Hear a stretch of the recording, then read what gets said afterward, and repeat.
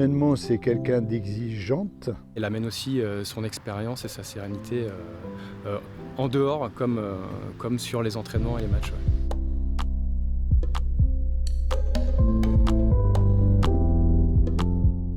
J'ai commencé dans le football en étant joueuse. Voilà, j'ai commencé quand j'avais 8 ans, dans une équipe de garçons avec mes copains à l'époque, en suivant mon papa sur les terrains. Et puis j'ai joué jusqu'à l'âge de 30 ans dans diverses équipes. Donc j'ai joué pendant 4-5 ans avec les garçons. Et puis ensuite je suis venue jouer ici aux Trois Cités, puisqu'à l'époque c'était le club phare du département de la Vienne qui jouait en national. Donc ils étaient venus me chercher pour venir jouer.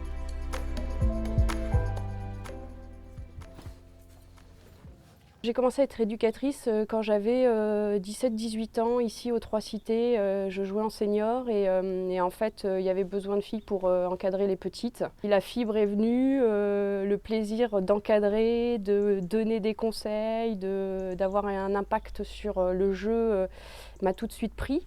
Les 14 que j'ai choisis, les filles, c'est 14 filles qui doivent tout donner, de la première à la 95e minute. Vous le savez, on est un groupe, on est 18. Je fais des choix, je laisse des filles à la maison. Ces filles, elles ont envie d'être là. Donc, vous n'avez pas le droit d'être suffisante en match. J'ai tendance à dire que je me prépare comme si je jouais. Déjà dans mon week-end, peut-être plus que quand j'étais joueuse, j'avoue. Je fais attention à mon alimentation le samedi, un peu comme si j'allais moi-même jouer le dimanche, voilà, à faire attention un peu aussi le samedi soir, à me coucher tôt. J'ai besoin d'avoir de l'énergie pour pouvoir en redonner aux joueuses. J'ai vu en elle quelque chose où elle était vraiment très ambitieuse pour le club et pour le foot féminin. Alors qu'elle n'était plus dans le club depuis un certain nombre d'années.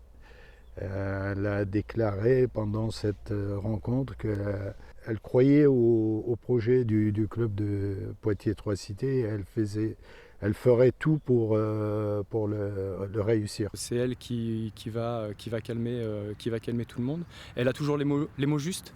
On est que des êtres humains, on peut se tromper sur certaines décisions, mais elle reste toujours dans cette même lignée, droite et calme dans toutes ses décisions en fait.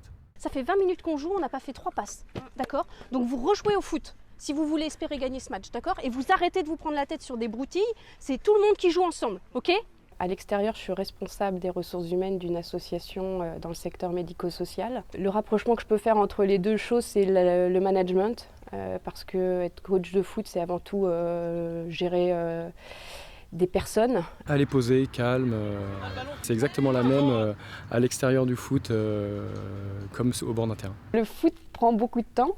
Donc je passe toute la journée au travail, comme tout le monde, hein, avec un temps plein, donc du lundi au vendredi. Et puis ici, on a mis en place 3 entraînements par semaine, plus le dimanche. Donc on va dire, il me reste 2 soirées à disposition pour ma vie personnelle. Elle est très ambitieuse pour le club et pour la section féminine. Le fait qu'elle soit exigeante, ça nous oblige, nous, à être à la hauteur aussi au niveau du club. J'aime tout en fait dans le coaching, tout ce qui se passe, toute la préparation de la semaine. J'aime être sur le terrain pour donner une dynamique, travailler des techniques, de la tactique.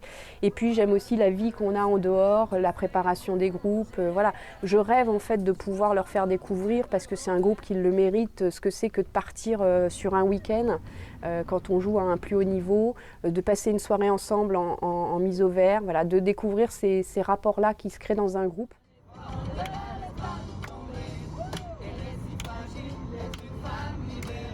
Je rêve qu'elle puisse le vivre parce qu'elle le mérite et c'est aussi ça qui fait la beauté du foot et du sport collectif.